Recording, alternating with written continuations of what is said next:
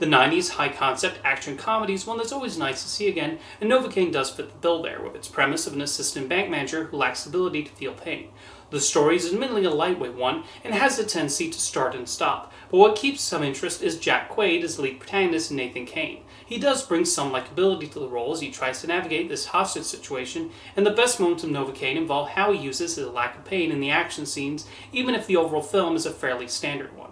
The movie does not waste much time in establishing Nathan, his condition, and the way he deals with it. There is an understanding of what he has to do and the difficulties in his day-to-day life. The scenes he shares with Amber Midthunder as a bank employee are nicely written and showcase some believable chemistry. When the action revs up, the movie mostly hops back and forth between Nathan and the bank robbers, and the film primarily works when Nathan is on screen and finding himself in all sorts of situations. The filmmakers do take some advantage of that premise and go as gruesome as they possibly can. There are a few inventive scenes that find humor out of the things he does when thrown into these deadly fights. One of the best scenes has him in a booby-trapped house, and he's unsure if something has been flung at him. There are other moments like a kitchen scene that showcase how his condition can be used as an advantage. However, the film is also smart to not make him invincible, and he is aware of what happens to him when he gets hit in the face or in the back. Nathan may not feel pain, but the audience certainly does. Jack Quaid is also key to making those scenes work. Novocaine functions as almost a parody of those action movies where the hero is brutalized in all kinds of ways, and yet still walks away from a fight with barely a scratch.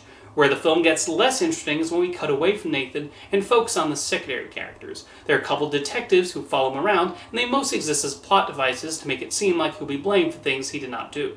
Ray Nicholson hams it up as the main bank robber, who does not develop into more than just your typical bad guy, and where they take him is particularly absurd.